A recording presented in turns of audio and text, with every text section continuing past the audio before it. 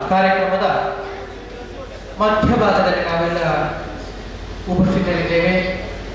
ಈ ಮೊದಲೇ ನಡೆದಂತಹ ಮುಖವರ್ಣಿಕೆ ಹಾಗೂ ವೇಷಭೂಷಣ ಕಟ್ಟುವ ಬಗ್ಗೆ ಕಾರ್ಯಕ್ರಮ ಅತ್ಯಂತ ಯಶಸ್ವಿಯಾಗಿ ವಿದ್ಯಾರ್ಥಿಗಳಿಗೆ ಮನಮುಟ್ಟುವ ರೀತಿಯಲ್ಲಿ ನಡೆದಿರುವುದು ಅತೀವ ಸಂತೋಷದಲ್ಲಿ ಯಶಸ್ವಿಯಾಗಿ ನಡೆದಿದೆ.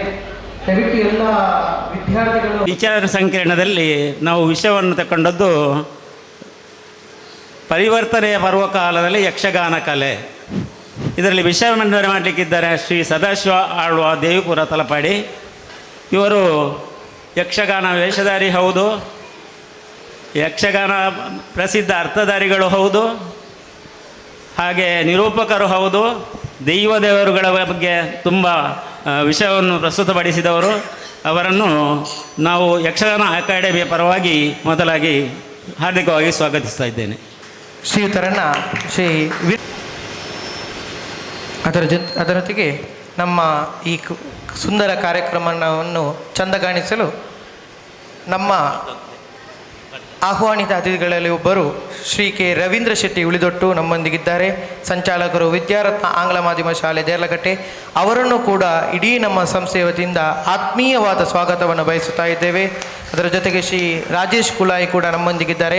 ಅವರನ್ನು ಕೂಡ ಇಡೀ ನಮ್ಮ ಕಾರ್ಯಕ್ರಮದ ವತಿಯಿಂದ ಆತ್ಮೀಯವಾಗಿ ನಾವು ಸ್ವಾಗತಿಸ್ತಾ ಇದ್ದೇವೆ.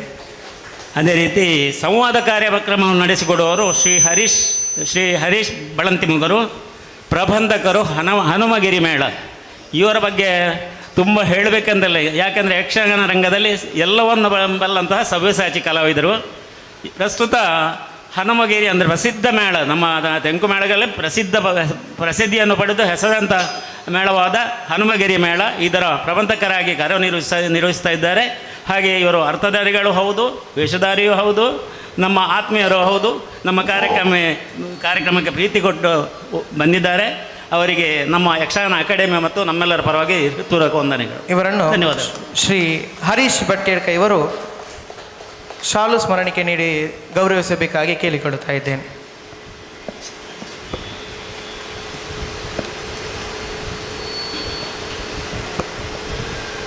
ಅಲ್ಲಿ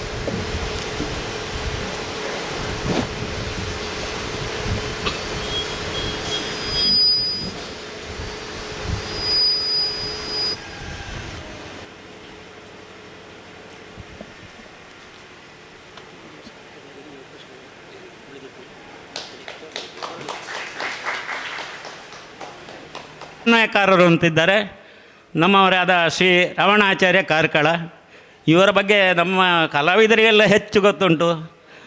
ತೆಂಕು ಬಡಗು ಪ್ರಸಿದ್ಧ ವೇಷಧಾರಿ ಹೌದು, ಪ್ರಸಿದ್ಧ ಅರ್ಥಧಾರಿಗಳು ಹೌದು, ಕಾರ್ಕಳದಲ್ಲಿ ಪ್ರಖ್ಯಾತವನ್ನು ಪಡೆದಂಥ ಒಬ್ಬ ನ್ಯಾಯವಾದಿಯು ಹೌದು.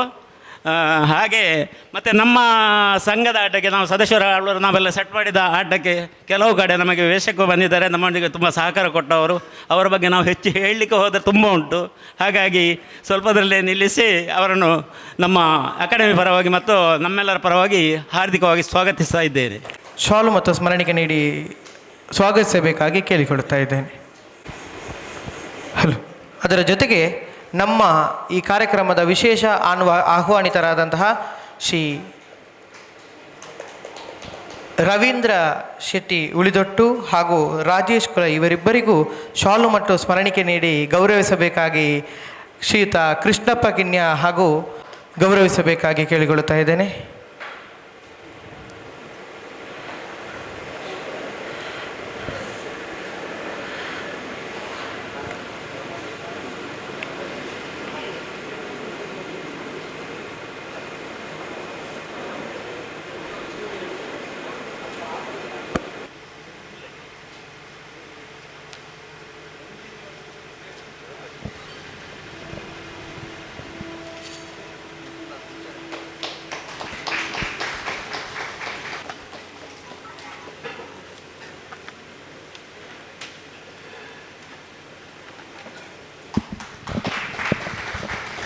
ನಮ್ಮ ಇಂದಿನ ವಿಚಾರಗೋಷ್ಠಿ ಯಕ್ಷಗಾನ ಪರಂಪರೆಯನ್ನು ಕಾಣಬೇಕಾದರೆ ಸಾರ್ವವರ್ಣಿಕ ಸಾರ್ವಲೌಕಿಕವಾದಂತಹ ಒಂದು ಕ್ರೀಡನೀಯಕ ಎಂಬ ಅರ್ಥದಲ್ಲಿ ಸಕಲ ರೂಪಗಳನ್ನು ಕೂಡ ಹೊಂದಿರುವಂತಹ ಒಂದು ವಿಶಿಷ್ಟ ಹಾಗೂ ಶ್ರೀಮಂತ ಪರಂಪರೆಯುಳ್ಳಂತಹ ಯಕ್ಷಗಾನ.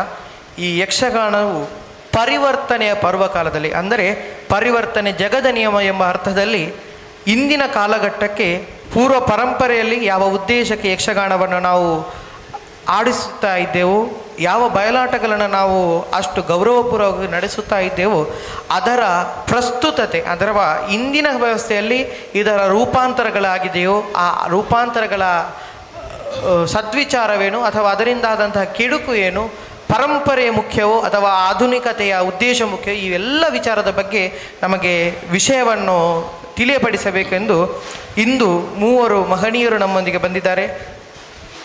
ಮೊದಲಿಗಾಗಿ ವಿಷಯವನ್ನು ಮಂಡನೆ ಮಾಡಲಿದ್ದಾರೆ ಶ್ರೀ ಸದಾಶಿವ ಆಳ್ವ, ಸಂವಾದಕಾರರಾಗಿ ಶ್ರೀ ಹರೀಶ್ ಬಳಂತಿಮೊಗರಿದ್ದಾರೆ, ಹಾಗೂ ಸಮನ್ವಯಕಾರರಾಗಿ ಶ್ರೀ ರಮಣ ಆಚಾರ್ಯ ಕಾರ್ಕಳ. ಈ 3 ಘಟಾನುಘಟಿಗಳು ಯಕ್ಷಗಾನ ಪರಂಪರೆಯವರು. ಆದ್ದರಿಂದ ನಿಮ್ಮ ಮುಂದೆ ನಾವು ವಿಚಾರ ಸ್ಪಷ್ಟಪಡಿಸುವುದಲ್ಲ, ನೀವು ನಮಗೆ ವಿಷಯವನ್ನು ತಿಳಿಸಬೇಕು. ಹಾಗಾಗಿ ಈ ಮುಂದೆ ನಿಮಗೆ ಹಸ್ತಾಂತರಿಸಿ ನಮನಗಳು ಮತ್ತು ಸ್ವಾಗತ. ವಿಷಯ ಮಂಡನೆ ಮಾಡಲಿಕ್ಕಿರುವಂಥ ಸದಾಶಿವ ಆಳ್ವರೇ, ಸಂವಾದ ಕಾರ್ಯಕ್ರಮಕ್ಕೆ ಬಂದಿರುವಂಥ ಹರೀಶ್ ಬಳಂತಿಮೊಗರವರೇ, ಪರಿವರ್ತನೆ ಜಗದ ನಿಯಮ. ಹೌದು, ಪರಿವರ್ತನೆ ಅಂತ ಹೇಳೋದು ಎಷ್ಟು ಬೇಕು ಅಂತ ಹೇಳುವಂಥದ್ದನ್ನು ಯಕ್ಷಗಾನಕ್ಕೆ ಅನ್ವಯಿಸುವಂತಾದರೆ, ಇದು ಪರ್ವಕಾಲದಲ್ಲಿದ್ದೇವೆ ಅಂತ ಎಲ್ಲರೂ ಆಡ್ತಾರೆ. ಹಳೆಯದು ಬೇಕು, ಹೊಸದು ಬೇಕು ಅಂತ ಹೇಳುವಂತಹ ಜನಮಾನಸ. ಯಕ್ಷಗಾನದಲ್ಲೊಂದು 3 ವಿಭಾಗ, ಒಂದು ಚೌಕಿ ತಾಳಮದ್ದಲೆಯಲ್ಲಾಗಲಿ ಯಕ್ಷಗಾನದಲ್ಲಾಗಲಿ, ಮತ್ತೊಂದು ಪ್ರದರ್ಶನವನ್ನು ಕೊಡುವಂಥ ವೇದಿಕೆ ಮತ್ತು ಪ್ರೇಕ್ಷಕರು. ಈ 3 ವಿಭಾಗದಲ್ಲಿ ಪರಿವರ್ತನೆಗಳು ಆಗಾಗ ಆಗ್ತಾ ಇರ್ತದೆ. ಹಾಗೆ ಆಗ್ತಾ ಇರುವಲ್ಲಿ ಈ ವೇದಿಕೆಯಲ್ಲೂ ಕೂಡ ಅರ್ಥದ ಭಾಗವತಿಕೆ, ವಾದನಗಳು, ಅದರಲ್ಲಿ ಪುನಃ ವೇಷಗಳ ವ್ಯತ್ಯಾಸಗಳು, ಭಾವವ್ಯತ್ಯಾಸ ಇರುವಂಥ ಪಾತ್ರಗಳೆಲ್ಲ ಇದೆ. ಈ ಹಿಂದೆ ಹೇಗಿತ್ತು, ಈಗ ಹೇಗಾಗಿದೆ, ಮುಂದೆ ಹೇಗಾಗಬೇಕು ಅನ್ನೋ ನಿರೀಕ್ಷೆ, ಬೆಳವಣಿಗೆ ಎಷ್ಟು ಸಹಜ ಸಮಂಜಸ, ಇದ್ರ ಬಗ್ಗೆ ಒಂದೆರಡು ಮಾತಾಡಬೇಕು ಅಂತ ಸದಾಶಿವ ಆಳ್ವರೇ. ಕೃತಜ್ಞತೆಗಳು. ಬಹಳ ಮುಖ್ಯವಾಗಿ ಯಕ್ಷಗಾನ ಅಂತ ಹೇಳುವಂಥದ್ದು ನಮ್ಮ ಕನ್ನಡ ಕರಾವಳಿಯ ಒಂದು ಶ್ರೇಷ್ಠವಾದಂತಹ ಕಲೆ. ಯಕ್ಷಗಾನದಲ್ಲಿ ತಾವಾಡಿದ ಹಾಗೆ ಅದು ತಾಳಮದ್ದಳೆ ಸ್ವರೂಪ, ಬಯಲಾಟ ಸ್ವರೂಪ ಹೀಗೆ ಕಾಣಿಸಿಕೊಂಡು ಬೆಳೆದು ಬಂದಂತಹ ಒಂದು ಕಲೆ. ಯಕ್ಷ ಅಂತ ಹೇಳಿದರೆ ನಿಗೂಢ ಅಂತ ಅರ್ಥ. ಆ ನಿಗೂಢವಾದಂತಹ ಒಂದು ತಾತ್ವಿಕ ವಿಷಯಕ್ಕೆ ಒಂದು ಆಹಾರ್ಯದ, ಅದೇ ರೀತಿಯಲ್ಲಿ ಆಂಗಿಕವಾದ ಎಲ್ಲ ಸ್ವರೂಪಗಳನ್ನು ಕೊಟ್ಟು ಪುರಾಣಿಕವಾದಂತಹ ಕಥೆಗಳನ್ನು ಕೊಡುವಂತಹ ಒಂದು ಶ್ರೇಷ್ಠ ಕಲೆ ಅದು. ಬಯಲಾಟ ಅಂತ ಹೇಳಿದರೆ ಹಿಂದೆ ಏನಿತ್ತು ಅಂತ ಕೇಳಿದರೆ ಅದು ಕೃಷಿ ಮೂಲವನ್ನು ಹೊಂದಿಕೊಂಡಂತಹ ನಮ್ಮ ಬದುಕು. ನಾವು ಕರಾವಳಿ ಅಂತ ಹೇಳಿದರೆ ಎಲ್ಲ ಕಡೆ ಕೃಷಿಯೇ. ಆವಾಗ ಹೇಗೆ ಯಕ್ಷಗಾನವನ್ನು ನಾವು ಕೊಡುವುದಕ್ಕೆ ಅದರ ಮೂಲ ಪ್ರೇರಣೆ ಆಯಿತು ಅಂತ ಕೇಳಿದರೆ, ಕಥೆಗಳು ಗೊತ್ತುಂಟು, ಅದು ಪ್ರಸ್ತುತಿ ಆಗಬೇಕಿದ್ರೆ ಅದಕ್ಕೊಂದು ರೂಪ ಬೇಕು. ಅದಕ್ಕೆ ಜನ ಸೇರುವ ಜಾಗ ಇಲ್ಲಿ ಬಯಲು. ಬಹಳ ಮುಖ್ಯವಾಗಿ ಬಯಲು ಅಂತ ಹೇಳಿದರೆ ಅದು ನಮ್ಮ ಭಾಷೆಯಲ್ಲಿ ಹೇಳಿದರೆ ಬಯಲು ಅಂತ. ಕೊಯ್ಲಾದ ಗದ್ದೆಯಲ್ಲಿಯೇ ಯಾವುದರಲ್ಲಿ ಕೂತುಕೊಳ್ಳುವುದು, ಒಬ್ಬ ಹಾಡುಗಾರ ಬೇಕು ಕೂತುಕೊಳ್ಳಿಕ್ಕೆ ಅಂತ ಆದರೆ ಯಾವುದನ್ನು ನಾವು ಪಡಿ ಅಂತ ಹೇಳ್ತೇವೆ. ಈಗ ಆ ಭತ್ತವನ್ನು ಬೇರ್ಪಡಿಸುವುದಕ್ಕೆ ಆ ಬೈಹುಲ್ಲನ್ನು ಹೊಡೆಯುವಂತಹ ಒಂದು ಜಾಗ, ಅಲ್ಲಿಯೇ ಕೂತು ಪಡಿಮಂಚ, ಅಲ್ಲಿ ಕೂತುಕೊಳ್ಳುವುದು. ಅಲ್ಲಿ ಅದರ ಒಂದು ಬೆಳವಣಿಗೆ ಆಗ್ತಾ ಬಂತು. ಕತೆಗೆ ಒಂದು ರೂಪ, ಅದನ್ನು ಬಯಲಾಟವಾಗಿ ಅದು ಬೆಳೆಯುತ್ತಾ ಬಂತು. ಹೀಗೆ ಇದಕ್ಕೆ ಕಥೆ ಹೇಗೆ ಸಿಗ್ತದೆ ಅಂತ ಕೇಳಿದರೆ ಅದಕ್ಕೆ ಪ್ರಸಂಗ. ಯಕ್ಷಗಾನದ ಮೂಲದ ಬಗ್ಗೆ ವಿದ್ವಾಂಸರು ಬೇಕಾದಷ್ಟು ಸಂಶೋಧನೆ ಮಾಡಿದ್ದಾರೆ. ಅದು ಕಥಕಳಿಯಿಂದ ಪ್ರಭಾವಗೊಂಡದ್ದು. ಬಹಳಷ್ಟು ಕಥೆಗಳು, ಈಗ ರಾಮಾಯಣದ ಕಥೆಯನ್ನು ನೋಡಿದರೆ ಅದು ರಾಮನಾಟ್ಟ ಅಂತ ಹೇಳುವಂತಹ ಕೇರಳೀಯವಾದಂತಹ ಒಂದು ಮೂಲದಿಂದ ಬಂದಂತಹದ್ದು. ಅದಕ್ಕೆ ಪಾರ್ತಿಸುಬ್ಬನ ಮೂಲಕವಾಗಿ ಯಕ್ಷಗಾನದ ಒಂದು ಆಯಾಮ ಬಂತು. ಹೀಗೆ ಈ ಕಥೆಯನ್ನು ಪ್ರಸ್ತುತಪಡಿಸುವ ಆ ಕಾಲದ ಒಂದು ಮನರಂಜನೆಯ ಮಾಧ್ಯಮವಾಗಿ ಯಕ್ಷಗಾನ ಅಂತ ಹೇಳುವುದು ಬೆಳೀತಾ ಬಂತು. ಜನರಿಗೆ ಒಂದು ಒಳ್ಳೆಯ ಕಲೆ, ನಮ್ಮ ಪುರಾಣ ವಿಷಯಗಳನ್ನು ಬಹಳ ಚೆನ್ನಾಗಿ ಕೊಡುವಂತಹ ಕಲೆಯಾಗಿ ಬೆಳೆದು ಬಂತು. ಇನ್ನೊಂದು ಪ್ರಕಾರದಲ್ಲಿ ಅದು ವೇಷ ಹಾಕದೆ ತಾಳಮದ್ದಳೆಯ ರೂಪದಲ್ಲಿ ಕೂತು ಅರ್ಥ ಹೇಳುವಂಥದ್ದು. ನಾವು ನಮ್ಮ ಹಿರಿಯರೆಲ್ಲ ಹೇಳುವುದನ್ನು ಕೇಳಿದ ನೆನಪು ಅದು ಮೊದಲು ತಾಳಮದ್ದಳೆಯಿಂದಲೇ ಮತ್ತೆ ಬಯಲಾಟ ಆದದ್ದು ಅಂತ.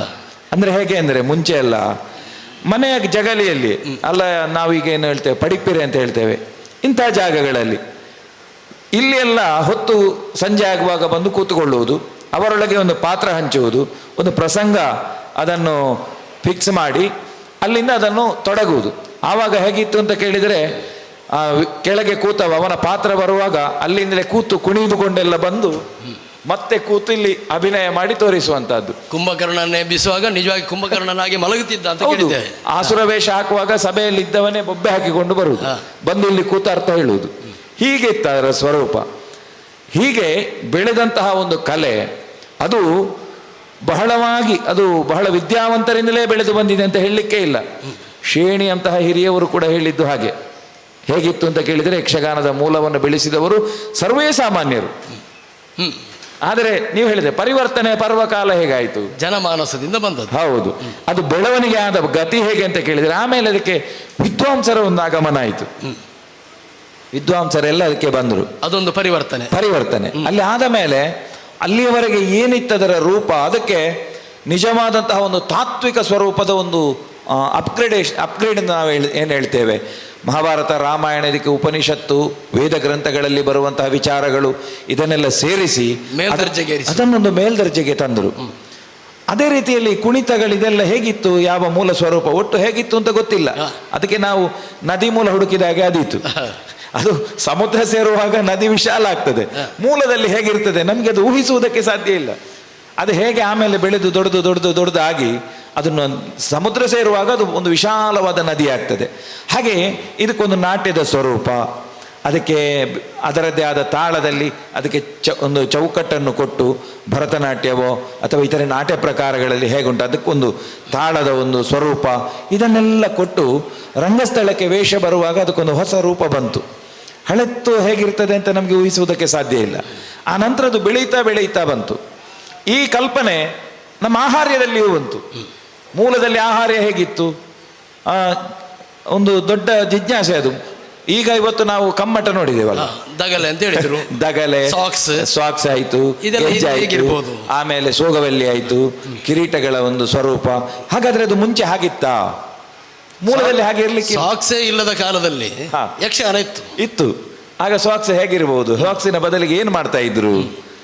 ಬಹುಶಃ ಹಿರಿಯರೆಲ್ಲ ಹೇಳುವುದನ್ನು ಕೇಳಿದಾಗ ಅದಕ್ಕೆ ವಸ್ತ್ರವನ್ನೇ ಸುತ್ತುತ್ತಾ ಇದ್ರು ಅಂತ ಆ ಕಾಲದಲ್ಲಿ. ಹೀಗೆ ಆಹಾರ್ಯದಲ್ಲಿ ಒಂದು ಬದಲಾವಣೆ ಆಯಿತು. ನಾಟಕೀಯತೆ, ಬೇರೆ ಬೇರೆ ಪ್ರಕಾರದ ಕಲೆಯಿಂದ ಬಂದಂತಹ ರೂಪ. ಈಗ ಯಕ್ಷಗಾನದಲ್ಲಿ ನಾಟಕೀಯ ವೇಷ ಅಂತ ಹೇಳಿ ಬಂದದ್ದೇ ಅದು ನಾಟಕದ ಪ್ರಭಾವದಿಂದ, ಅದು ಒಂದು ಪರಿವರ್ತನೆ. ಹೀಗೆಲ್ಲ ಆಯಿತು. ಅದೇ ರೀತಿಯಲ್ಲಿ ನಮ್ಮ ಹಿಮ್ಮೇಳಗಳಲ್ಲಿ ನಾವು ನೋಡಿದರೆ, ಹಿಮ್ಮೇಳದಲ್ಲಿ ಹೇಗೆ ಮುಂಚಿನ ಹಾಡುಗಳನ್ನೆಲ್ಲ ನಾವು ಕೇಳ್ತೇವೆ, ಹಳೇ ನಮಗೆ ಅಪರೂಪಕ್ಕೆ ಸಿಗುವ ಕೆಲವು ಹಾಡುಗಳು, ಅದರಲ್ಲಿ ಯಕ್ಷಗಾನ ಮಟ್ಟು ಪ್ರಧಾನ. ಬಹಳ ಸಂಗೀತದ ಒಂದು ಎಂಟ್ರೆನ್ಸ್ ಇರಲಿಲ್ಲ ಅದರಲ್ಲಿ. ಆದರೆ ಆಮೇಲೆ ಏನಾಯಿತು ಅಂತ ಕೇಳಿದರೆ ಸಂಗೀತದ ಒಂದು ಒಲವು ಬಂತು. ಬಹುಶಃ ಮಂಡಚ್ಚ ಭಾಗವತರಂಥವರು ಹೀಗೆಲ್ಲ ಅದಕ್ಕೆ ಸಂಗೀತದ ಬಗ್ಗೆ ಹೌದು ಒಳ್ಳೆಯ ಆಸ್ತಿ ಇರುವ ಪರಿಶ್ರಮ ಇರುವಂಥ ಹರಿಶಣ್ಣನಲ್ಲಿ ಕೇಳುವ ಬದಲಾವಣೆಯ ಬಗ್ಗೆ ಹೇಳಿದರು. ಜನಪದದಿಂದ ಬಂತು ಅಂತ, ಸಂಗೀತದಲ್ಲಿಯೂ ಪರಿವರ್ತನೆ ಆಯಿತು ಅಂತ. ಈ ಪರಿವರ್ತನೆಯ ಕುರಿತು ಈ ಹಿಂದೆ ಹೇಗಿತ್ತು ಯಕ್ಷಗಾನ ಅಂತ ನೋಡಲಿಕ್ಕೆ ಒಂದು 800 ವರ್ಷದ ಇತಿಹಾಸ ಸಿಗ್ತದೆ. ಹೇಗಿದ್ದಿರಬಹುದು ಅಂತ, ಮತ್ತು ಪರಿವರ್ತನೆ ಹೇಗಾಯಿತು ಅಂತ, ಮತ್ತು ಸಂಗೀತದ ಪರಿವರ್ತನೆ ಹೇಗೆ ಇಲ್ಲಿ ಬಂತು ಅಂತ. ನಾನು ತಿಳಿದ ಹಾಗೆ ಯಕ್ಷಗಾನ ಅಂತ ಅಲ್ಲ, ನಮ್ಮ ಸಂಸ್ಕೃತಿಯಲ್ಲೇ ನಾನು ಮಾಡಿದ್ದು ನಾನು ಬರೆದದ್ದು ಅನ್ನುವ ಸ್ವಭಾವವೇ ನಮ್ಮಲ್ಲಿಲ್ಲ. DVG ಅವರು ಕಗ್ಗದಲ್ಲಿ ಹೇಳಿದ್ರಲ್ಲ, ಅಕ್ಕಿಯೊಳಗೆ ಅನ್ನವನ್ನು ಮೊದಲು ಕಂಡವರಾರು, ಅಕ್ಷರವನ್ನು ಮೊದಲು ಹುಡುಕಿದವರು ಯಾರು? ನಮ್ಮ ಹತ್ರ ದಾಖಲೆ ಇಲ್ಲ. ಈಗ ಉಪನಿಷತ್ತು ಅಂತ ಹೇಳ್ತೇವೆ, ವೇದ ಅಂತ ಹೇಳ್ತೇವೆ, ಬೇಡ. ಈಗ ಅತ್ಯಂತ ಪ್ರಸಿದ್ಧವಾದಂತಹ ಗದಾಯುದ್ಧ ಪ್ರಸಂಗ ಉಂಟು. ತೆಂಕಿನಲ್ಲಿ ಬಡಗಿನಲ್ಲಿ ಆಟ ತಾಳಮದ್ದಳೆ ಎಷ್ಟು ಪ್ರಯೋಗ ಆಗಿದೆ ಅಂತ ನಮಗೆ ಗೊತ್ತಿಲ್ಲ. ಗದಾಯುದ್ಧ ಪ್ರಸಂಗ ಬರೆದದ್ದು ಯಾರು? ಕವಿಯವನ ಹೆಸರೇ ಬರೀಲಿಲ್ಲ. ವಿಠಲದ ಪಂಚಲಿಂಗೇಶ್ವರನ ಭಕ್ತ ಅಂತ ಅಷ್ಟೇ ಇರುವುದು, ಹೆಸರಿಲ್ಲ ಅದರಲ್ಲಿ. ಹಾಗಾಗಿ ಮೊದಲಿನವರು ಹೇಗೆ ಕೇಳಿದರೆ ಜನಪದ ಅಂತ ಹೇಳಿದರೆ, ಈಗ ಜನಪದವೇ ಎಷ್ಟೇ ಇಲ್ಲ. ಮುಂಗೋಳಿ ಕೂಗ್ಯಾವು, ಮೂಡು ಕೆಂಪೇರಿಯಾವು, ಸ್ವಾಮಿ ನನ್ನಯ್ಯ ರಥವೇರಿ, ಸ್ವಾಮಿ ನನ್ನಯ್ಯ ರಥವೇರಿ ಬರುವಾಗ ನಾವೆದ್ದು ಕೈಯ ಮುಗಿದೇವೆ. ಯಾರು ಬರೆದದ್ದು? ಯಾರಿಗೊತ್ತು? ಅವರ ಸಂತೋಷಕ್ಕೆ ಹಾಡಿದ್ದು ಜನಪದವಾಗಿ ಹೀಗೆ ಬದಲಾಗಿದೆ. ಯಕ್ಷಗಾನ ಇರಬಹುದು ಅಥವಾ ಬೇರೆ ಯಾವುದೇ ಕಲೆ ಇರಬಹುದು, ಅದನ್ನು ಮೊದಲು ಹುಡುಕಿದವರು ಯಾರು, ಅದು ಯಾವ ರೀತಿಯಾಗಿ ಪರಿವರ್ತನೆ ಆಯಿತು ಅನ್ನೋದು ನನಗೆ ಗೊತ್ತಿಲ್ಲ. ಆ ಆಳ್ವರೊಂದು ಮಾತು ಹೇಳಿದರು, ಪಡಿಮಂಚ ಅಂತ. ನಾನು ತಿಳಿದ ಹಾಗೆ ದಂತಕತೆ, ಸತ್ಯವೋ ಸುಳ್ಳು ಅಂತ ನನಗೆ ಗೊತ್ತಿಲ್ಲ. ಅನೇಕ ವರ್ಷಗಳ ಹಿಂದೆ ಚೆಂಡೆ ಅನ್ನುವುದು ಇರಲಿಲ್ಲ, ಮದ್ದಳೆ ಮತ್ತು ಭಾಗವತಿಗೆ ಮಾತ್ರ ಇದ್ದದ್ದು. ಅವರು ನಿಂತುಕೊಂಡೇ ಇದ್ದದಂತ. ಈಗ ಒಂದು 100 ವರ್ಷಕ್ಕೆ ಹಿಂದಿನ ಯಾವುದೋ ಒಂದು ನಾವು ಮೊಬೈಲಲ್ಲೆಲ್ಲ ಆ ಒಂದು ವಿಡಿಯೋ ಬರ್ತದೆ, ಜನಗಳೆಲ್ಲ ಸುತ್ತು ನಿಂತಿದ್ದಾರೆ, ಹೀಗೆ ಹಗ್ಗ ಕಟ್ಟಿ ಮಧ್ಯದಲ್ಲಿ 2 ವೇಷ ಕುಣಿತಾ ಉಂಟು. ಅಲ್ಲಿ ಹಿಂಬದಿಯಲ್ಲಿ ಭಾಗವತರು ನಿಂತುಕೊಂಡಿದ್ದಾರೆ.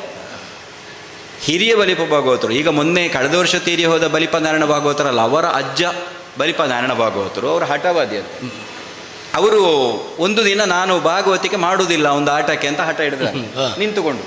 ನನಗೆ ಆರೋಗ್ಯ ಸರಿ ಇಲ್ಲ, ನನಗೆ ಅಷ್ಟೊತ್ತು ನಿಂತುಕೊಳ್ಳಿಕ್ಕೆ ಆಗುವುದಿಲ್ಲ, ಯಾಕಂದರೆ ರಾತ್ರಿ 10ರಿಂದ ಬೆಳಿಗ್ಗೆವರೆಗೆ ಭಾಗವತಿಕೆ ಮಾಡಬೇಕು, ಪುನಃ ಮಾರನೇ ದಿವಸ ನಡೆಯಬೇಕು.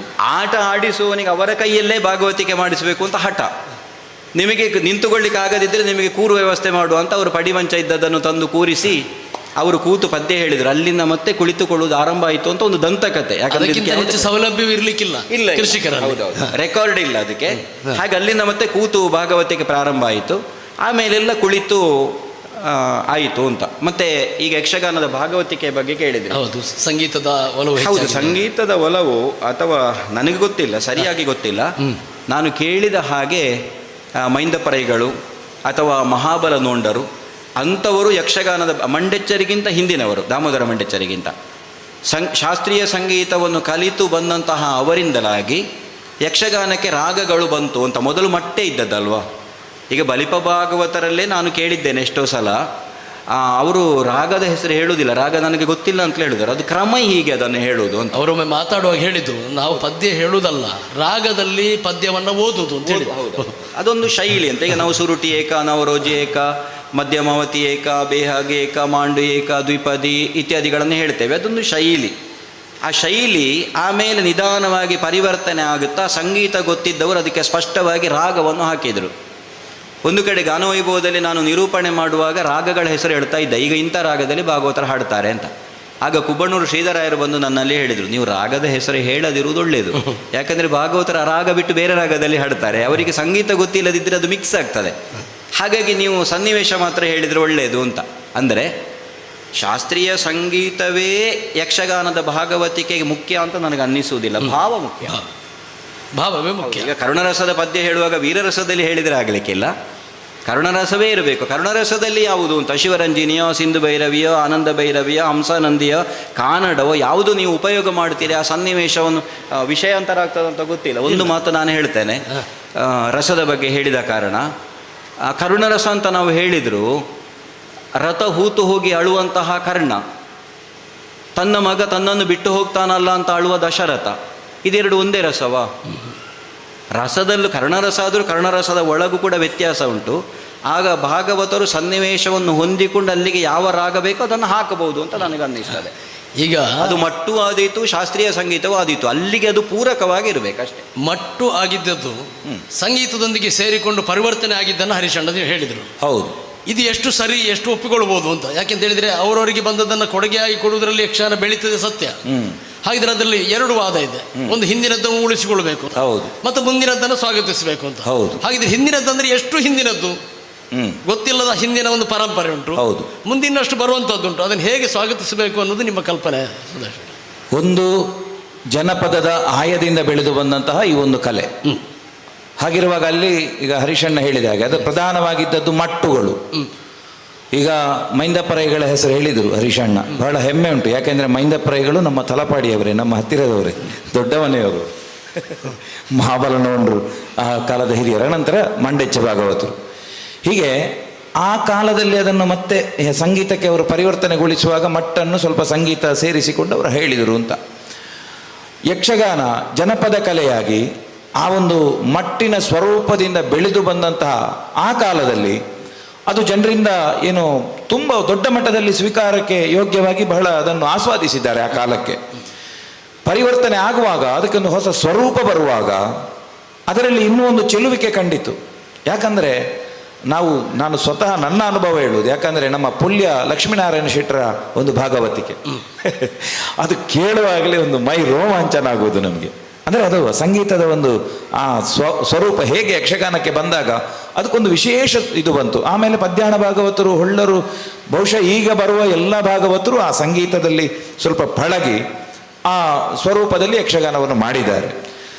ಹಾಗಂತ ಮಟ್ಟು ಇರುವ ಕಾಲದಲ್ಲಿ ಆ ಕಾಲದ ಹಳೆಯ ಭಾಗವತರ ಶೈಲಿ, ನಮ್ಮ ಕುಂಡೆಚ್ಚ ಭಾಗವತರಿರ್ಬೋದು, ಹಿರಿಯ ಬಲಿಪರು, ಈ ಆನಂತರದ ಬಲಿಪರು ನಾರಾಯಣ ಭಾಗವತರು, ಇವರ ಕಾಲದಲ್ಲಿ ಯಕ್ಷಗಾನ ಆಗುವಾಗ ಆ ಯಕ್ಷಗಾನ ಎನ್ನುವುದು ಅದರದ್ದೇ ಆದ ಒಂದು ಬೇರೆ ಐಡೆಂಟಿಟಿಯನ್ನು ಅದು ಹೊಂದಿ ಬರ್ತಾ ಇತ್ತು. ನನ್ನ ಅನಿಸಿಕೆ ಏನು ಅಂತ ಹೇಳಿದರೆ, ಬದಲಾವಣೆ ತಪ್ಪಲ್ಲ. ಈ ಸಂಗೀತ ಸ್ವರೂಪದಿಂದ ಯಕ್ಷಗಾನಕ್ಕೆ ಹೊಸ ರೂಪ ಕೊಟ್ಟದ್ದು ತಪ್ಪಲ್ಲ. ಹಾಗಂತ ಹಳೆಯ ಆ ಸ್ವರೂಪ ಏನಿತ್ತು ಅದು ಕೂಡ ಅದರದ್ದೇ ಆದಂತಹ ಒಂದು ನೈಜತೆಯನ್ನು, ವಿಶೇಷತೆಯನ್ನು, ಸೊಬಗನ್ನು ಎಲ್ಲ ಹೊಂದಿತ್ತು ಅಂತ ಹೇಳುವುದಕ್ಕೆ ಬಲಿಪರ ಒಂದು ಹಾಡಿನ ಸನ್ನಿವೇಶವನ್ನೇ ನಾನು ಉಪಯೋಗಿಸಿಕೊಳ್ಳುತ್ತೇನೆ. ಈಗ ಎಷ್ಟೇ ಸಂಗೀತ ಗೊತ್ತಿದ್ದವ ಹೇಗೇ ಪದ್ಯವನ್ನು ಹಾಡಲಿ, ಒಂದು ವಾಲಿವದೆಯ ಭಾಗ ಬರ್ತದೆ. ಆ ವಾಲಿವದೆಯ ಕೊನೆಯ ಭಾಗಕ್ಕೆ ಬರುವಾಗ ಆ ರಾಮನ ಬಾಣ ತಾಗಿದಂತಹ ಸಂದರ್ಭ, ಆ ಒಂದು ಹಾಡಿನ ಶೈಲಿ ಬಲಿಪರು ಹಾಡುವಾಗ ಅದು ಯಾವ ಸಂಗೀತ ಶೈಲಿಯಿಂದ ಹಾಡಿದರೂ ಆ ಸ್ವರೂಪ ಬರಲಿಕ್ಕಿಲ್ಲ. ರಾಮ ನಿನ್ನ ಬಾಣ ತಾಗಿದ ಮೇಲಿನುಂಟೇ, ಸಂಗೀತ ಹಾಡಲಿಕ್ಕೆ ಬರುವುದಿಲ್ಲ, ಅದು ಹೇಳಿದ ಸ್ವರೂಪ, ಆ ಒಂದು ಹಾಡು ಅಲ್ಲಿಗೆ ಬರುವಾಗ ಬಲಿಪರು ಹೇಳುವ ಆ ಶೈಲಿ, ಆ ಮಟ್ಟು, ಅದಕ್ಕೆ ಬರುವಂತಹ ಒಂದು ಆ ಸನ್ನಿವೇಶದ ಚಿತ್ರಣ. ಯಾಕಂದ್ರೆ ಯಕ್ಷಗಾನ ಅಂತ ಹೇಳಿದರೆ ಹಿಮ್ಮೇಳ ಮುಮ್ಮೇಳದ ಸಾಂಗತ್ಯ ಆಗಬೇಕಾದದ್ದೇನು ಅಂತ ಹೇಳಿದ್ರೆ ಒಂದು ನಾದಲೋಕದ ನಿರ್ಮಾಣ. ಆ ನಾದಲೋಕದ ನಿರ್ಮಾಣ, ಸನ್ನಿವೇಶ ಸೃಷ್ಟಿ ಮಟ್ಟಿನಲ್ಲಿಯೂ ಬಹಳ ಚೆನ್ನಾಗಿ ಆಗ್ತಾ ಇತ್ತು. ಆಮೇಲೆ ಈಗ ಸಂಗೀತಕ್ಕೆ ಬರುವಾಗ ಅದರಲ್ಲಿ ಹೊಸ ಸ್ವರೂಪ ಸೇರ್ಪಡೆಗೊಂಡಿತು. ಈಗ ಅದರಲ್ಲಿ ಒಳ್ಳೊಳ್ಳೆಯ ರೀತಿಯಲ್ಲಿ, ಯಾಕೆ ಕರುಣ ರಸದ ಬಗ್ಗೆ ಹೇಳುವಾಗ ಹೇಳಿದರು ಹರೀಶಣ್ಣ, ಎಲ್ಲ ಸಂದರ್ಭದಲ್ಲಿಯೂ ಎಲ್ಲ ರಾಗಗಳು ಹೊಂದಿಕೆ ಆಗುವುದಿಲ್ಲ. ಹಾಗಂತ ಅದನ್ನು ಅಳವಡಿಸಿಕೊಳ್ಳುವಾಗ ನಿಪುಣ ಭಾಗವತರು ಅದನ್ನು ಬಹಳ ಚೆನ್ನಾಗಿ ಅಳವಡಿಸಿಕೊಳ್ಳುತ್ತಾರೆ. ಮಟ್ಟು ಒಳ್ಳೆಯದೇ, ಮಟ್ಟು ಬೇಕು. ಮಟ್ಟಿನ ಜೊತೆಯಲ್ಲಿ ಈ ಹೊಸ ಪಟ್ಟು ಅಂತ ನಾವು ಯಾವುದನ್ನು ಹೇಳ್ತೇವೆ ಈಗ, ಈ ಸಂಗೀತ ಶೈಲಿಯಿಂದ ಉಂಟಾದಂತಹ ಈಗಿನ ಒಂದು ಸ್ವರೂಪ, ಅದನ್ನು ಪರಿಣಾಮಕಾರಿಯಾಗಿ ಬಳಸಿದರೆ ಬಹುಶಃ ನನಗೆ ಅನ್ನಿಸ್ತದೆ ಅದು ತಪ್ಪಲ್ಲ, ಒಳ್ಳೆಯದು ಅಂತ. ತುಳುವಿನ ಮಟ್ಟು ಇರಬಾರದು ಅಷ್ಟೇ. ಹೌದು, ಪೌರಾಣಿಕಕ್ಕೆ ಬರುವಾಗ ಅಲ್ಲ, ಹೌದು, ತುಳುವಿನಲ್ಲಿ ಆಯಿಗೆ ಮಟ್ಟು ಉಂಟು, ಅವು ಕೊರ್ಚಿಂದ ಭಾಷೆಯ ಮಟ್ಟು ಅಂಸನಿ ಅಂತ ಹೇಳುದು. ಕೆಲವು ಸಲ ಮಟ್ಟು ಅನ್ನೋದಕ್ಕೆ ಗತ್ತು ಅಂತ ಉಂಟು. ಹೌದು. ಆದ್ರೆ ಯಕ್ಷಗಾನದ ವೇಷಗಳಲ್ಲಿ ಗತ್ತು ಅನ್ನೋದಕ್ಕೂ ಒಂದು ಕೂಡ ಏನ ವೇಷ ಗತ್ತು ಉಂಟು ಅಂತೇಳಿ, ಹಾಗಾಗಿ ಆ ರೀತಿ ಪರಿವರ್ತನೆ ಮಾಡಿಕೊಂಡ್ರೆ ಅದು ಬೇಕು ಅಂತ ಹೇಳ್ತೇವೆ. ಹೌದು. ಮತ್ತೆ ಒಂದು ಪರಿವರ್ತನೆ ಜಗದ ನಿಯಮ ಅಂತ ಈಗ ನಿರೂಪಣೆ ಮಾಡುವವರು ಹೇಳಿದ್ರು. ಯಾವುದು ಕೂಡ ಇದ್ದ ಹಾಗೆ ಇರುವುದಿಲ್ಲ, ಯಾವುದು ಇರುವುದಿಲ್ಲ. ಹೌದು, ಸ್ವಲ್ಪ ಸ್ವಲ್ಪ ಸ್ವಲ್ಪ ಸ್ವಲ್ಪ ಬದಲಾಗ್ತಾ ಹೋಗ್ತದೆ.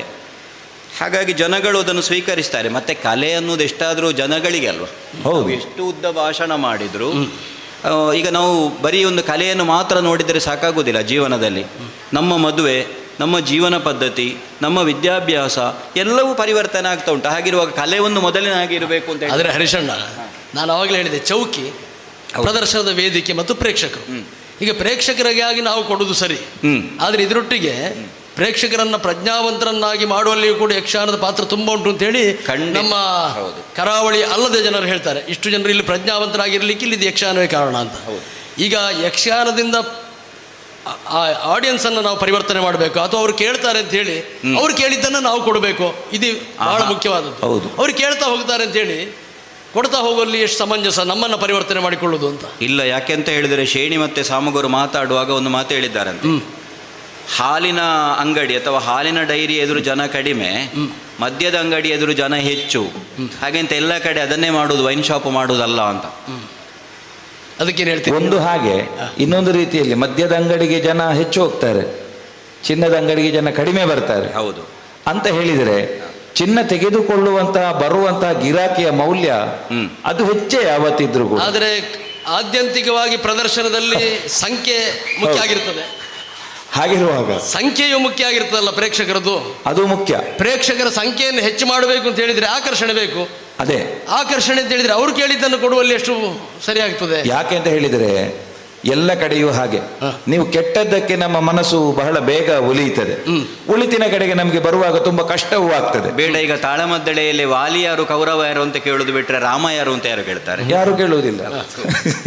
ಹಾಗಿರುವಾಗ ರಂಗಸ್ವರೂಪದಲ್ಲಿ ಬರುವ ಇಂತಹ ಒಂದು ಬದಲಾವಣೆಗಳು ಯಾಕೆ ಅಂತ ಕೇಳಿದರೆ, ಈಗ ಪ್ರೇಕ್ಷಕರ ಬಗ್ಗೆ ಗಮನ ಇಟ್ಟು ನೀವು ಕೇಳಿದಂತಹ ಪ್ರಶ್ನೆ, ಪ್ರೇಕ್ಷಕರು ಪ್ರಜ್ಞಾವಂತರಾಗಬೇಕು. ಪ್ರಜ್ಞಾವಂತರಾಗಬೇಕು ಅಂತ ಹೇಳಿದರೆ ಅದರ ಹೊಣೆ ಯಾರಿಗೆ? ಕಲಾವಿದರಿಗೋ ಅಥವಾ ಪ್ರೇಕ್ಷಕರಿಗೋ? ಈ ಎರಡು ವಿಭಾಗ ಮಾಡಿ ನೋಡಿದರೆ ಇದು ಬಹುಶಃ ನನಗನ್ನಿಸ್ತದೆ ಎರಡು ಕಡೆಯಿಂದ ಆಗಬೇಕು, ಪರಸ್ಪರ ಆಗಬೇಕು. ಯಾಕಂದ್ರೆ ನಾವು ನಮ್ಮ ಧರ್ಮದ ಬಗ್ಗೆ, ನಮ್ಮ ಸಂಸ್ಕೃತಿಯ ಬಗ್ಗೆ, ನಮ್ಮ ಕಲೆಯ ಬಗ್ಗೆ ಹೀಗೆಲ್ಲ ವೇದಿಕೆಯಲ್ಲಿ ಮಾತಾಡಿದರೆ ಸಾಕಾಗುವುದಿಲ್ಲ. ನಾವು ನಮ್ಮ ಕಲೆಯ ಶ್ರೇಷ್ಠತೆ ಎನ್ನುವುದೇನುಂಟು, ನಾವು ಆರಂಭದಲ್ಲಿ ಒಂದು ಮಾತಾಡಿದೆ, ಯಕ್ಷ ಅಂದ್ರೆ ಅದಕ್ಕೆ ಅರ್ಥ ನಿಗೂಢ ಅಂತ ಒಂದುಂಟು. ಹಾಗಾದರೆ ಯಾವುದು ನಿಗೂಢವಾದ ತಾತ್ವಿಕ ವಿಷಯ ಅದನ್ನು ಒಂದು ಕಥಾ ಸ್ವರೂಪದಿಂದ ಅದನ್ನು ಹೇಳಲಿಕ್ಕೆ ಇರುವುದು ಈ ಕಲೆ. ಈಗ ಮಹಾಭಾರತ ಅಂತ ಹೇಳುವಂತಹ ಒಂದು ಗ್ರಂಥ ಆದರೂ ಅದನ್ನು ವ್ಯಾಸರು ಬರೆಯುವಾಗ ಅವರು ಹೇಳಿದ್ದೇಗೆ, ಧರ್ಮೇಚ ಅರ್ಥೇಚ ಕಾಮೇಚ ಮೋಕ್ಷೇಚ ಭರತರ್ಷಭ ಯದಿಹಾಸ್ತಿ ತದನ್ಯತ್ರ ಯನ್ನೇಹಾಸ್ತಿ ನಾಗುತ್ರಚಿತ್ ಅಂತ. ಹಾಗಾದ್ರೆ ಅದರಲ್ಲಿ ಅದು ಉಂಟು, ಆ ಧರ್ಮಾರ್ಥ ಕಾಮ ಮೋಕ್ಷದ ವಿಷಯ ಉಂಟು ಅಂತಾದ್ರೆ ಧರ್ಮ ಅರ್ಥ ಕಾಮ ಮೋಕ್ಷ ಇದನ್ನು ತತ್ವವೇ ಹೇಳಿದ್ರೆ ಅದು ಪ್ರೇಕ್ಷಕರಿಗೆ ಹೇಗೆ ಸಿಗ್ತದೆ? ಈಗ ಕಥೆಯ ಸ್ವರೂಪದಿಂದ. ಹಾಗಾದ್ರೆ ಯಕ್ಷಗಾನದ ಮೂಲಕವಾಗಿ ಅದನ್ನು ಕೊಡುವಾಗ ಆ ಮೌಲ್ಯಕ್ಕೆ ಹೆಚ್ಚು ಒತ್ತು ಕೊಟ್ಟು ಕಲೆಯನ್ನು ಪೋಷಿಸುವ ಕಲಾವಿದರು ಅದರ ಬಗ್ಗೆ ಹೆಚ್ಚು ಆಸಕ್ತಿಯನ್ನು ತಾಳಬೇಕು. ಪ್ರೇಕ್ಷಕರಲ್ಲಿ ಆ ಜ್ಞಾನ ಹೇಗೆ ಹೆಚ್ಚಾಗಬೇಕು, ಇವತ್ತಿನ ದೊಡ್ಡ ದುರಂತಕ್ಕೆ ಕಾರಣ ಏನು ಅಂತ ಹೇಳುವಂತಹ ಒಂದು ಪ್ರಶ್ನೆ ಪ್ರೇಕ್ಷಕರಲ್ಲಿ ಹುಟ್ಟಬೇಕು. ನಮ್ಮ ಮಕ್ಕಳೇ ಇವತ್ತು ಒಂದು ಒಳ್ಳೆಯ ವಿಷಯಗಳನ್ನು ಯಾಕೆ ಸ್ವೀಕರಿಸುವುದಿಲ್ಲ?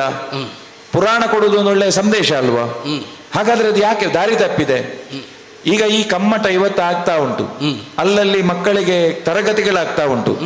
ಅಲ್ಲಿ ಹೆಚ್ಚಿನ ಸಂಖ್ಯೆಯಲ್ಲಿ ನಾವು ಮಕ್ಕಳನ್ನು ಕಳುಹಿಸಿ ಮಕ್ಕಳನ್ನು ನಾವು ತಯಾರು ಮಾಡಿದರೆ ನನಗೆ ಅನ್ನಿಸ್ತದೆ ರಮಣಣ್ಣ, ಒಂದು ದಿವಸ ಒಳ್ಳೆಯ ಪ್ರೇಕ್ಷಕ ವರ್ಗ ಖಂಡಿತ ಸಿದ್ಧ ಆಗ್ತದೆ. ಯಾಕಾಗುವುದಿಲ್ಲ? ಒಳ್ಳೆಯ ಪ್ರೇಕ್ಷಕರು ನಿರೀಕ್ಷೆ ಮಾಡಿದ್ರು ಅಂತಾದ್ರೆ ಒಳ್ಳೆಯ ಕಲಾವಿದರು ತಯಾರಾಗ್ತಾರೆ. ಹೌದು, ಈಗ ಮುಂಚೆ ಇರ್ಲಿಲ್ವಾ? ಬೇರೆ ಕಲೆಯೇ ಇಲ್ಲದೆ ಇದ್ದ ಕಾಲದಲ್ಲಿ ಯಕ್ಷಗಾನಕ್ಕೆ ರಾತ್ರಿ ಇಡೀ ಕೂತು ಜನ ಕೂತ್ಕೊಂಡು ಕೇಳ್ತಿರ್ಲಿಲ್ವಾ? ಹಾಗಿದ್ರೆ ಇವತ್ತು ಸ್ಪರ್ಧಾತ್ಮಕವಾದ ಯುಗದಲ್ಲಿ ತಾಂತ್ರಿಕತೆಯ ಬಿರುಗಾಳಿಗೆ ಸಿಕ್ಕಿ ನಾವು ನಮ್ಮ ಮಕ್ಕಳನ್ನು ನಾವೇ ಹಾಳು ಮಾಡಿದ್ದಲ್ವಾ? ಈಗ ನಿಗೂಢತೆಯಿಂದ ಯಕ್ಷಗಾನ ಬಂತು ಅಂತ ಹೇಳಿದ್ರಿ. ಹೌದು, ನಿಗೂಢತೆಗೆ ಕಾರಣ ಆಗಿ ಇದಕ್ಕೆ ಹಿಂದೆ ಪರದೆ ಇರಲಿಲ್ಲಂತೆ, ಕತ್ತಲೆಯೇ ಆವರಣ ಆಗಿ, ಹಾಗಾಗಿ ರಾತ್ರಿ ಆಟ ಆಗುತ್ತಿದ್ದು. ಆ ಕತ್ತಲೆಯನ್ನೇ ಪರದೆಯನ್ನಾಗಿಸಿಕೊಂಡು ವೇಷಗಳು ಬರ್ತಿತ್ತು ಬೆಳಕಿಗೆ. ಹೌದು. ಹಾಗಿದ್ರೆ ಈಗ ತಾಂತ್ರಿಕೆಗೆ ಹಗಲು ಯಕ್ಷಗಾನದವರೆಗೆ ಬಂದಿದ್ದೇವೆ ನಾವು. ಹೌದು. ಹಾಗಿದ್ರೆ ಯಕ್ಷಗಾನದ ಪೋಷಣೆಯಲ್ಲಿ ಹಗಲು ಯಕ್ಷಗಾನದವರೆಗೆ ಬರುವಾಗ ನಿಗೂಢತೆಯ ಯಕ್ಷತೆಯನ್ನ ಅದನ್ನು ಕಳ್ಕೊಂಡಿದ್ದು ಸರಿ ಅಂತ ಹೇಳ್ತೀರೋ, ಅದನ್ನು ಉಳಿಸ್ಕೊಳ್ಬೇಕು ಅಂತ ಹೇಳ್ತೀರೋ? ನಾನು ಆಗ ಹೇಳಿದ ಹಾಗೆ ಬದಲಾವಣೆ ಅನ್ನೋದು ಜಗದ ನಿಯಮ ಅಂತ ಆದ ಮೇಲೆ ಈಗ ಕತ್ತಲಿನಿಂದ ಬರಲಿ ಬೆಳಕಿನಿಂದ ಬರಲಿ ಅದು ಏನನ್ನು ಕೊಡ್ತದೆ ಅನ್ನೋದು ಮುಖ್ಯ ವಿಷಯ ಅಲ್ವಾ? ಒಂದು ಮೌಲ್ಯವನ್ನು ಕೊಡುವಂಥದ್ದು. ರಾತ್ರಿ ಇಡೀ ಕೂತ್ಕೊಳ್ಳಿಕ್ಕೆ ಆಗುವುದಿಲ್ಲ. ಈಗ ಇಷ್ಟೆಲ್ಲ ಮಾತಾಡೋ ನಾವಾದರೂ ಕೂಡ 2 ಗಂಟೆ ಆಗುವಾಗ ರಾತ್ರಿ ಎದ್ದು ಮನೆಗೆ ಹೋಗ್ತೇವೆ. ಸೇವೆ ಮಾಡಿಸುವವರು ಎಷ್ಟೋ ಸಲ ಮೊದಲೇ ವೀಳ್ಯ ಕೊಟ್ಟು ಅವರು ಮನೆಗೆ ಹೋಗಿ ನಿದ್ದೆ ಮಾಡ್ತಾರೆ. ಅಷ್ಟೊತ್ತಿಗೆ ಕಲಾವಿದರು ನಾವು ಯಾರಿಗೆ ಬೇಕಾಗಿ ಆಟ ಮಾಡೋದು ಅಂತ ಅವರು ಕೇಳ್ತಾರೆ. ಕಾಲಮಿತಿ. ಈಗ ನಾನೇ ಒಬ್ಬ ಪ್ರಬಂಧಕನಾಗಿ ರಾತ್ರಿ ಇಡೀ ಆಟ ಬೇಕು ಅಂತ ಹೇಳುವಾಗ ಬೇಡ ಅಂತ ನಾನು ಹೇಳ್ತೇನೆ ಆಡಿಸುವವರ ಹತ್ರ. ಯಾಕಂದರೆ ನಮಗೆ ಕೊನೆಗೆ 10 ಜನ ಇರುವುದಿಲ್ಲ ಬೆಳಿಗ್ಗೆ. ಆಗಿರುವಾಗ ಕಲಾವಿದರು ಯಾರಿಗೆ ಮಾಡುವುದು ಅಂತ ಪ್ರಶ್ನೆ ಹುಟ್ಟುತ್ತದೆ. ಆದರೆ ಹಾಗಾಗಿ ಒಳ್ಳೆಯದನ್ನು ಕೊಡುವಾಗ 10 ಜನ ಕುಳಿತಿದ್ದಾರಲ್ಲ ಅವರಿಗಾಗಿ ಕೊಡುವುದೇ ಲಕ್ಷ್ಯ ಆಗಿರಬೇಕು ಬೇಡ ಅಂತ. ಆದ್ರೆ 20 ಮಾಡಬೇಕಲ್ಲ ಅಂತ. 90 ಜನ ಹೋಗಿದ್ದಾರಲ್ಲ ಅವರು ಬೇಡ ಅಂತ ಅಲ್ವ ಹೋಗುದು? ಅಲ್ಲ, ಈಗ ಮೌಲ್ಯ ಪ್ರಜಾಪ್ರಭುತ್ವದಲ್ಲಿ ಬಹುಮತಕ್ಕೆ ಅಲ್ವಾ? ಹಾಗಿದ್ರೆ ಬಹುಮತ ಬೇಕು ಅಂತಾದ್ರೆ ಅವರು ನಿರೀಕ್ಷಿಸಿದ್ದನ್ನು ಕೊಡುವುದಾದ್ರೆ ಈಗ ಬೇರೆ ಬೇರೆ ವಿಭಾಗದಲ್ಲಿ ಬೆಳವಣಿಗೆ ಆಗಿದೆ. ಹೌದು. ಈಗ ಯಕ್ಷಗಾನದ ಒಂದು ಮಾಧ್ಯಮ ಆದಂತಹ ಸಂಗೀತದ್ದೇ ಒಂದು, ನೃತ್ಯದ್ದೇ ಒಂದು, ಹಾಸ್ಯದ್ದೇ ಒಂದು, ಹೀಗಾಗಿದೆ. ಹಾಗಿದ್ರೆ ಜನ ಕೇಳ್ತಾರೆ ಅಂತ ಕೊಡೋದ್ರಲ್ಲಿ ತಪ್ಪುಂಟಾ? 2 ಆಯಾಮಗಳಿಂದ ಈ ಕುರಿತು ಚಿಂತನೆ ನಡೆಯಬೇಕು. ವೈಭವಗಳಾಗ್ತಾ ಉಂಟು. ಯಾಕಂದ್ರೆ ಕೆಲವು ವಿಷಯಗಳು ಯಾವುದು ಯಕ್ಷಗಾನದ ಶ್ರೇಷ್ಠತೆ ಅಂತ ಹೇಳುವುದಿತ್ತೋ ಅದಕ್ಕೆ ಪೂರಕ ಆಗುವುದಿದ್ರೆ ಅದನ್ನು ನಾವು ಸ್ವೀಕರಿಸುವುದರಲ್ಲಿ ಅರ್ಥ ಉಂಟು. ಯಾವುದು ಯಕ್ಷಗಾನದ ಶ್ರೇಷ್ಠತೆ ಅಂತ ಹೇಳುವುದು ಅಲ್ವೋ ಅದನ್ನು ನಾವು ಸ್ವೀಕರಿಸುವುದಕ್ಕೆ ಬರುವುದಿಲ್ಲ. ಈಗ ಯಕ್ಷಗಾನ ಅಂತ ಹೇಳುವಾಗ ನಾವು 2 ಸ್ವರೂಪ ಬೆಳೆದು ಬಂದ ಹಾಗೆ, ತಾಳಮದ್ದಳೆ ಮತ್ತು ಈ ಒಂದು ಬಯಲಾಟ ಅಂತ ಹೇಳುವಂಥದ್ದು. ಇಲ್ಲಿ ಒಂದು ತಾಳಮದ್ದಳೆ ಆಗಲಿ ಅಥವಾ ಒಂದು ಯಕ್ಷಗಾನ ಆಗಲಿ, ಅಲ್ಲಿ ಗಣಪತಿಯ ಒಂದು ಪ್ರಾರ್ಥನೆಯಿಂದ ತೊಡಗಿ ಆ ಕಥೆ ಪ್ರಸ್ತುತಿ ಆಗುವಲ್ಲಿಯವರೆಗೆ ಅದಕ್ಕೆ ಒಂದು ವಿಶೇಷತೆ ಉಂಟು. ಏನು ಅಂತ ಹೇಳಿದರೆ ಅದೊಂದು ಕಥೆಯನ್ನು ನಾವು ಕೊಡುವುದು ಜನರಿಗೆ, ಅದರಲ್ಲಿ ಒಂದು ನೀತಿ ಉಂಟು. ಈಗ ಯಕ್ಷಗಾನ ಅಂತ ಹೇಳಿದರೆ ಸರ್ವಾಂಗೀಣ ಕಲೆಯಾಗಿ ಒಂದು ಪರಿಪೂರ್ಣ ಕಲೆಯಾಗಿ ಗೋಚರಿಸುವುದು. ಅಲ್ಲಿ ಏನು ಅಂತ ಕೇಳಿದರೆ ಹಾಡುಗಾರಿಕೆ ಉಂಟು, ಅಲ್ಲಿ ವೇಷ ಉಂಟು, ಅಲ್ಲಿ ಎಲ್ಲರ ನೃತ್ಯ ಪ್ರಕಾರಕ್ಕೆ ಆಸ್ಪದ ಉಂಟು, ಒಂದು ಕತೆ ಉಂಟು, ಹಿಮ್ಮೇಳ ಉಂಟು. ಬಹಳ ಮುಖ್ಯವಾಗಿ ನಾವು ಒಂದು ಕಥೆಯನ್ನು ಜನರಿಗೆ ಕೊಡುವುದು, ಅದು ಜನರ ನೈತಿಕ ಮೌಲ್ಯವನ್ನು ಎತ್ತರಿಸುವಂತಹ ಕೆಲಸ. ಇದಕ್ಕೆ ಇಡೀ ಒಂದು ಯಕ್ಷಗಾನವಾಗಿ ಅದು ಸಿಕ್ಕಿದ್ರೆ ಒಳ್ಳೆಯದು. ಅದನ್ನು ತುಂಡು ಮಾಡಿದರೆ, ಅದರಲ್ಲೇ ಒಂದು ವೈಭವ ಮಾಡಿದರೆ, ಯಾಕಂದ್ರೆ ಇದು ಏನಾಗ್ತದೆ ಅಂತ ಕೇಳಿದರೆ ಒಂದು ಪರಿಪೂರ್ಣತೆಯನ್ನು ನಾವು ಹಾಳು ಮಾಡಿದ ಹಾಗಾಗ್ತದೆ. ಹಾಗಾಗಿ ಇವತ್ತು ಏನು ಆಗಬೇಕು ಅಂತ ಕೇಳಿದರೆ ನೀವು ಹೇಳಿದ ಹಾಗೆ ಆಗ ಹೇಳಿದ ಒಂದು ಪ್ರಶ್ನೆಗೆ ಜನರು ಹೆಚ್ಚು ಆಕರ್ಷಿತರಾಗ್ತಾರೆ. ಯಾವುದಕ್ಕೆ ಆಕರ್ಷಿತರಾಗ್ತಾರೆ ಎನ್ನುವ ಕಾರಣಕ್ಕಾಗಿ ನಾವು ಅದನ್ನೇ ಕೊಟ್ರೆ ಅದೇ ನಮ್ಮ ಅಧಪತನಕ್ಕೂ ಕಾರಣ ಆದೀತು. ಹಾಗಾಗಿ ಪರಿಪೂರ್ಣತೆಯನ್ನು ನಾವು ಕೊಡುವಾಗ ಅದರಲ್ಲಿ ಮೌಲ್ಯವನ್ನು ಗುರುತಿಸುವಾಗ ನಾವು ಮಕ್ಕಳನ್ನು ಬೆಳೆಸಬೇಕು. ನನ್ನ ವಾದ ಒಂದೇ, ಈ ಪರಿವರ್ತನೆ ಅಂತ ಹೇಳುವ ವಿಷಯ ಬರುವಾಗ ಇವತ್ತು ಯುವಕರಾದವರು ನಾಳೆ ಹಳಬರಾಗ್ತಾರೆ. ಹಾಗಾದರೆ ಬರುವಂತಹ ಮಕ್ಕಳಿಗೆ ನಾವು ಹೇಗೆ ಯಕ್ಷಗಾನವನ್ನು ಬೆಳೆಸಬಹುದು ಅಂತ ಕೇಳಿದರೆ ಈಗ ಆ ಮಟ್ಟಕ್ಕೆ ಬಹಳ ಒಳ್ಳೆಯ ಬೆಳವಣಿಗೆ ಆಗ್ತಾ ಉಂಟು ಅಂತ ಹೇಳುವುದು ಈ ಪರ್ವಕಾಲದಲ್ಲಿ ಒಂದು ಸಂತೋಷದ ವಿಚಾರ. ಪಟ್ಲ ಸತೀಶ್ ಅಣ್ಣ 1.5 ಕೋಟಿ ರೂಪಾಯಿ ವರ್ಷಕ್ಕೆ ಖರ್ಚು ಮಾಡ್ತಾರೆ. 1.5 ಕೋಟಿ ರೂಪಾಯಿ ಮಕ್ಕಳಿಗೆ ಯಕ್ಷಗಾನ ಕಲಿಸಲಿಕ್ಕೆ. ಹೌದು, ಯಕ್ಷ ಶಿಕ್ಷಣ. ಅದೇ ರೀತಿಯಲ್ಲಿ ಬೇರೆ ಬೇರೆ ಕಡೆಗಳಲ್ಲಿ ಮಕ್ಕಳಿಗೆ ಯಕ್ಷಗಾನ ತರಬೇತಿ ಆಗ್ತಾ ಉಂಟು. ನಮ್ಮ ಮಕ್ಕಳನ್ನು ಬೆಳೆಸುವಂತೆ ನಾವು ಒಳ್ಳೆಯ ರೀತಿಯಲ್ಲಿ ಖಂಡಿತವಾಗಿ ಒಂದು ದಿವಸ ಯಕ್ಷಗಾನ ಒಳ್ಳೆಯ ರೀತಿಯಲ್ಲಿ ನಿಲ್ತದೆ. ಹಾಗಾದರೆ ಈ ಪರಿವರ್ತನೆ ಅಂತ ಹೇಳುವಲ್ಲಿ ಯಕ್ಷಗಾನದ ಒಂದೊಂದು ಅಂಗಗಳನ್ನು ಬೆಳೆಸುವುದಕ್ಕಿಂತ ಸಮಗ್ರವಾದ ಯಕ್ಷಗಾನದ ಬೆಳವಣಿಗೆ ಒಳ್ಳೆಯದು ಅಂತ ನಾನು ಈಗ ಸಮಗ್ರವಾದಂತಹ ಯಕ್ಷಗಾನ ಪ್ರದರ್ಶನ ಆಗಬೇಕು ಅಂತಂದ್ರೆ ಅಷ್ಟು ಕಾಲ ಪರಿಪೂರ್ಣವಾಗಿ ಬೇಕು, ರಾತ್ರಿಯಿಂದ ಬೆಳಗಿನವರೆಗೆ ಅದೂ ಬೇಕು. ಅಲ್ಲ, ಕಾಲಮಿತಿಯಲ್ಲಿ ಈಗ ನಾವು ಮಾಡುವುದಿದ್ರೂ ಕೂಡ ಕಾಲಮಿತಿ ಈಗಿನ ಅವಶ್ಯಕತೆ ಅಂತ ಹೇಳುವುದರಲ್ಲಿ ಒಪ್ಪಿಕೊಳ್ಳುವ.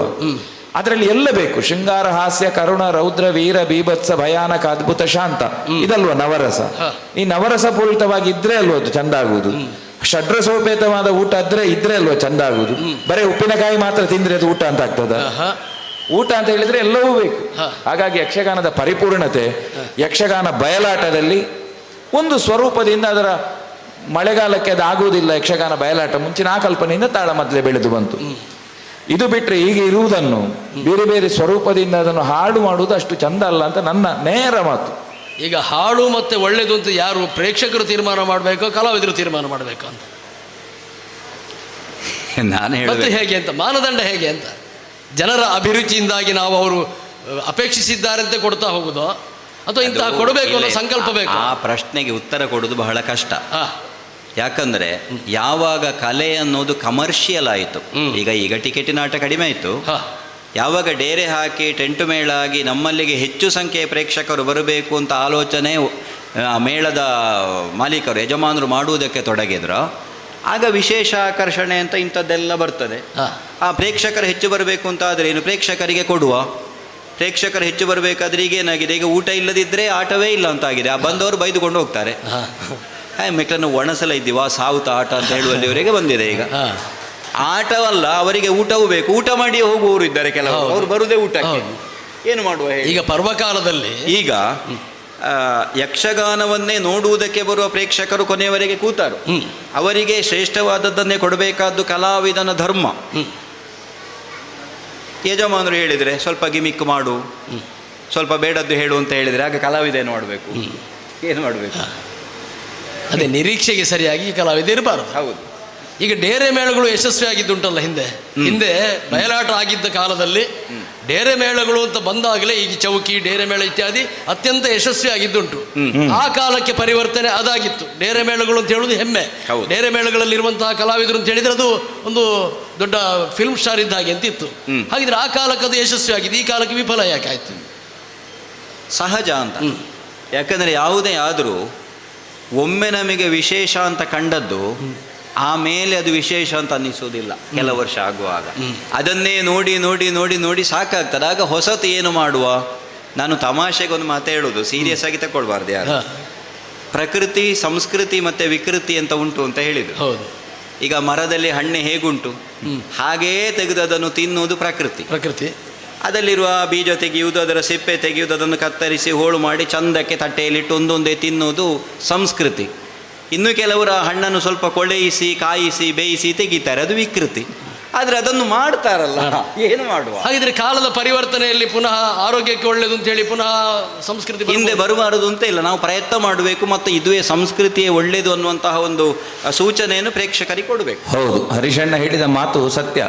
ಯಾಕಂದರೆ ಸಂಸ್ಕೃತಿ, ವಿಕೃತಿ ಇದೆಲ್ಲ ನಮ್ಮ ಕೈಯಲ್ಲೇ ಇರುವುದು.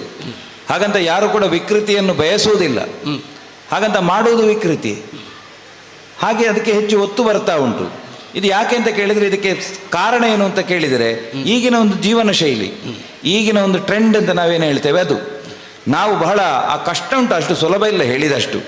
ಆದರೆ ಒಂದು ಸತ್ಯ ಮಾತ್ರ, ಅದು ಪರಿವರ್ತನೆ ಜಗತ್ತಿನ ನಿಯಮ ಅಂತ ಹೇಳುವಾಗ ಮತ್ತೆ ಅದು ಹಳತೆ ಪುನಃ ಬರ್ತದೆ ಅಂತ ಹೇಳುವುದು ಕೂಡ ಸತ್ಯವೇ. ಹಾಗಿದ್ರೆ ಈಗ ಒಂದು ಹರೀಶಣ್ಣ ಹೇಳಿದ ಮಾತಿಗೆ ಪೂರಕವಾಗಿ ಬದಲಾವಣೆ ಆಯಿತು, ಬದಲಾವಣೆ ಆದ ಮೇಲೆ ಅದನ್ನು ಹೀಗೆ ಅಂತ ಹೇಳುವಾಗ ಗಿಮಿಕ್ ಬೇಕು ಅಂತ ಒಬ್ಬರು ಹೇಳುವಾಗ ಅದಕ್ಕೆ ಅದು ಬದಲಾವಣೆ ಆಗಿ ಬಂತು.